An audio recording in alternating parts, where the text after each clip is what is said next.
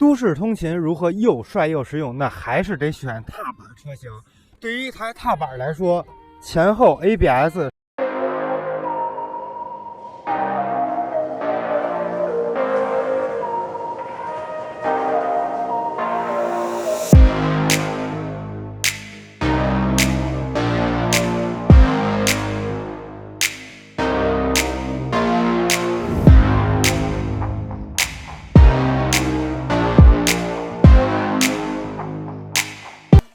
那么这台车呢，最早是在东南亚进行销售的，叫 Jet 150X。我一直觉得啊，买什么车要玩这个品牌最牛的车型，比如 KTM 你要玩越野，哈雷你要玩巡航。那么恰巧在踏板这个车型里面，我们弯弯的三阳做的还确实是不错的。外观方面呢，跟三阳之前老气不一样，用了很多锐利的这种切削的设计，同时采用了一个全 LED 的分体的大灯组。这个转向灯是一个流水的转向灯。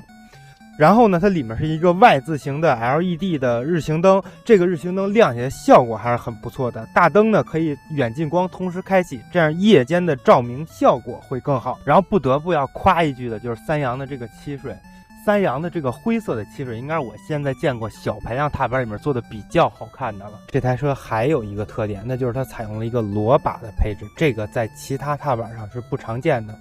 同类型的呢还有 PCX 这些车型。螺把首先它会看起来更运动，同时它还会更方便的让你去加装手机支架这种配置。三阳一贯的毛病就是按键质感做的特别不好，可以看到这边都是毛边。然后呢，咱们听一下这个声音，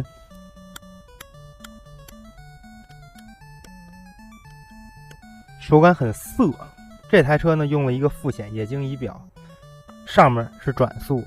中间是时速，这边是油量，这边是电压以及时间还有里程。这个仪表的设计我觉得还是挺好看的，但是我之前见过某些车放了一块大平板在上面，甚至还能投屏看电影，但是我估计啊，应该也没有人骑车会去投屏看电影。另外一个比较香的点就是这台车用了一个无钥匙的启动，无钥匙启动啊，在冬天你就别提有多香了，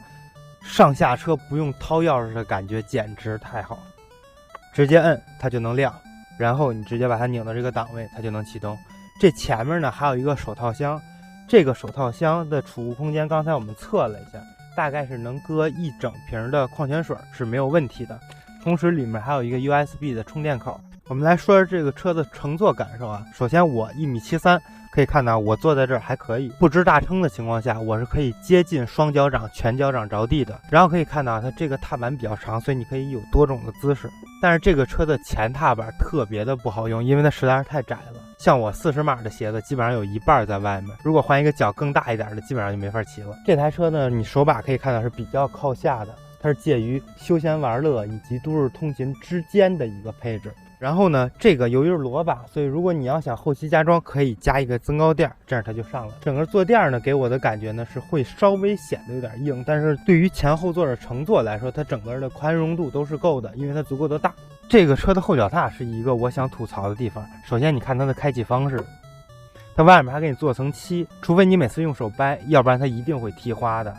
同时这个脚踏的滤震做的也不好，后座的同学明显感觉到这个脚踏麻脚。这台车呢用了一个金属材质的后扶手，上面还用了这种珠光漆，不灵不灵的，特别好看。但是这个后扶手特别的不好使。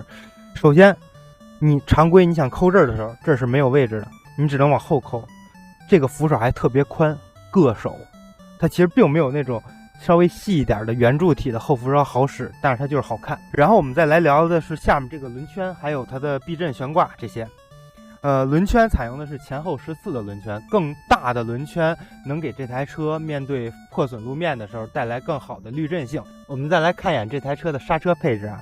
前面用的是一个260的碟盘，后面用的是一个240的碟盘。然后这台车用了一个前单向双活塞的卡钳，后面是对向双活塞的卡钳。它的前轮胎参数是190/14，后轮胎是110/80/14。前面呢用的是一个正立的前叉，后面用的是一个双避震。我们刚才呢在路面上进行了一个简单的试驾，因为这台车还没有上牌，所以我们只能在封闭园区里进行试驾。给我们的初步的感觉是整个的后避震调的会有些软，所以我们建议您如果入手这台车，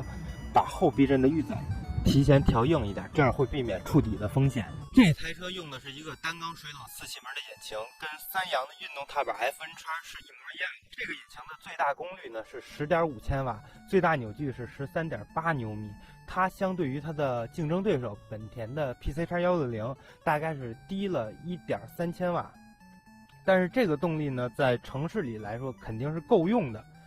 这个引擎在刚才我们简短的试驾之中也感觉到它的整个出力点做的是比较顺的。我们大概估计它的这个离合器结合点是在2000到3000转之间，但是由于它做的比较顺，所以你会感觉这个车是很稳定的起步的，它并没有那种踏板的明显的结合点的抖动。那好多朋友说这个传动的耐久性怎么测？这个办法我们也有，但是这个我们等到视频的最后告诉你。看它后面给你用了一个铝合金的后摇臂，这样能减轻你的滑下质量，带来一个更轻灵的操控感。虽然对于踏板来说嘛，你的传动是掉在这个簧下质量上的，但是能减1分就是1分嘛。对于踏板来说，座筒内的储物空间是格外重要的一件事，但是这台车的储物空间对于这个车身尺寸来说是完全不及格的一件事。首先，它是一个带龙骨的车型，但是它选择把油箱放在坐垫底下，这样侵占了很大一部分的座筒空间。据我们的实测，这个座筒是不能放下一整顶全盔的，它只能放一个3/4盔。然后呢，这个车的油箱是7.5升，它的同级别的竞争对手 PC-X160是8.3升，这样里里外外对于一个150小踏板差出了1升，那可能会差出30-40公里的续航。同时，你明明前面有龙骨，为什么你不选择把你的油箱放置到你的龙骨里，而是放置在后面？这样你既没有前面的储物空间，没有平踏的优势，同时你的座筒内部的储物空间还是不够的，所以在储物空间以及油箱这部分我要打一个不合格。最后呢，我们来做个小总结，这台车到底香在哪？那么同样的150级别，对比本田的 PC-X160以及雅马哈的 NMAX 155，那两台车呢要去到2.23万的售价，它呢只需要18000到19000，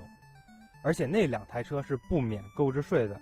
再对比同样是国产的 UHR 150或者光阳的 Racing S 150，那两台车又比这台车少了一个 TC 的配置。那有小伙伴问了，我想知道这台车的耐久度如何，皮不皮实，扛不扛造？但是很多时候厂家给我们都是准新车，我们也没法试不出来。有什么解决办法吗？有，我们直接买了一台，这样我们将以车主的身份去给大家做测试，数据更真实，言论更自由，大家可以期待一下。